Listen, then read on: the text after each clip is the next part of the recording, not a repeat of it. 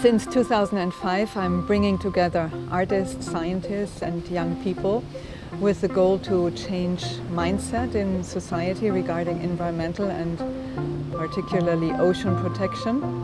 And I have to say I love my work, I love what I'm doing, and it's rather a vocation and a dream coming true than something called work.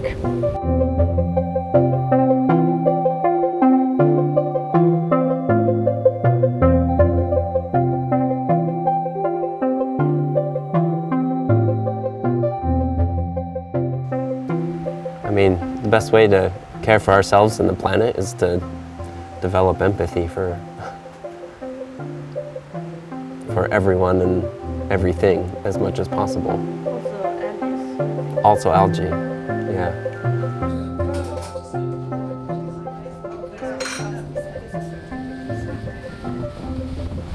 I believe very much in the power of storytelling, and art is a visual category where the artwork, the artist and the viewer and the place is brought into relation. And I think from this specific position we may find new ways of how to reimagine the world. Welcome everyone to this state-of-the-art network midterm event, hosted very importantly by the Posthumanities Hub in the little collaboration with its tentacle, the Eco and Bioart Lab, right? I should say that this is a hybrid event, and we have actually here 9 members of the kind of physical audience and actually speakers, and then a wonderful bunch of you out there in different places, actually distributed both in the Nordic context and outside. And we are 3 people who have been curating this event, and it is Marietta Radomska, Assistant Professor in Environmental Humanities, working at Department of Gender Studies at Linköping University. It is Janna Holmstedt, a PhD in Artistic Research, working at the Historical Museums in Sweden. And I'm Cecilia Åsberg. Don't forget about yourself. And I'm Cecilia Wibjörn, Professor of Gender Nature Culture at Linköping University and Director of the Posthumanities Hub.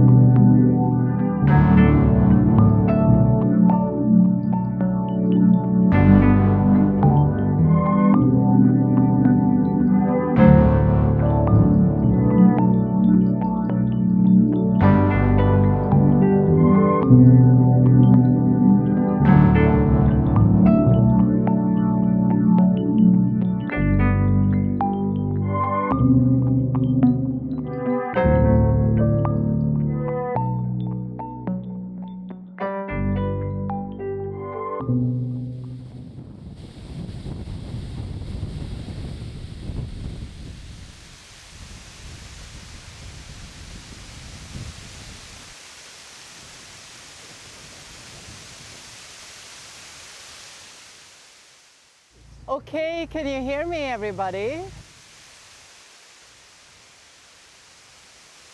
So welcome to Sandböte. We were here the first time 1 year ago, and we will be guided by Anders Friström from Naturskyddsföreningen. Thank you so much for welcoming us again. I work at the Swedish Society for Nature Conservation, and I'm a caretaker of this island.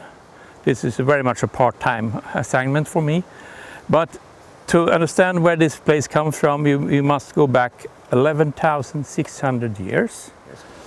1930, Anna Lindhagen bought the place from Sundby. We also know Anna Lindhagen as one of the founders of our organization in 1909. She was a social reformator, she was also very keen for nature, and she established this in 1938 as a nature reserve. And we, as part of the biomass, the art collective, will mix in some community garden, but with a marine perspective.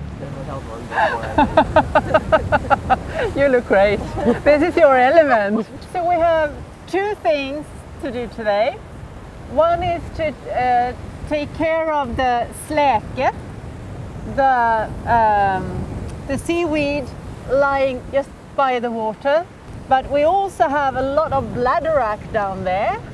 So while we're raking, we could take the opportunity to look for this the rare bladder wrack that spawns in the autumn.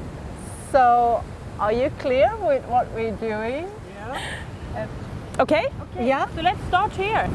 Because anyway, the first good sign is that we have seen bladder wrack. Yes. Hem vid havet.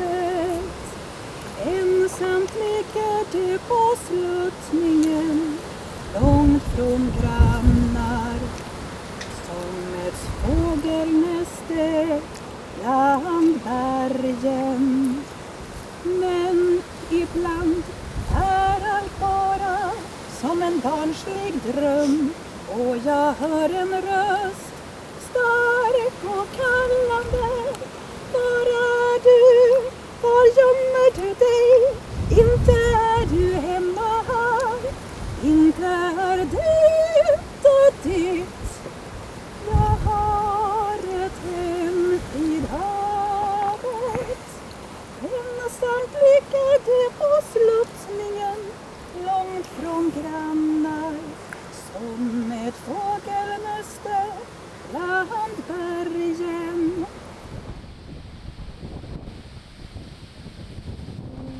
I think, Marietta, we have learned so much from this event.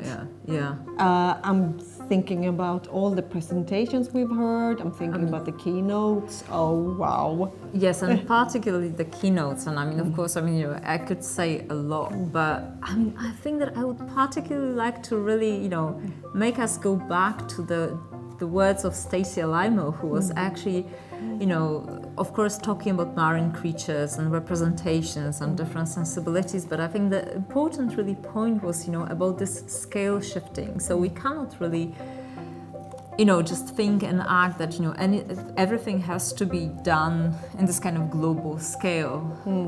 Or like from God trick. Like God trick. Scaling up and away. Yeah. I think those were the words of Stacy. Exactly. So not scaling, up and away, but rather like, scaling up and scaling down. It reminds me of Nira Yuval Davis, actually, this practice of rooting and shifting. Yeah. Rooting things in small practices, seeing the bigger picture, returning, and actually changing one's own perception. Absolutely. Which brings us to sensibility, right? So, I mean, there was this whole kind of very strong point on rethinking sensibilities and thinking, about sensibilities in a kind of post-humanist sense, in recognizing, that the more than human sort of, dimension of the world, recognizing other creatures and, kind of trying to actually do away with human exceptionalism. So the take-home messages, if we were to say it super short, is first three, scale shifting. Second one, that we need not affirmation. Exactly, not only critique, but affirmation. Exactly. And the third one, that we need to foster these new multi-species sensibilities. Absolutely. More than human sensibilities. Absolutely. And I think that, it precisely comes very much in the very center of, thinking with art.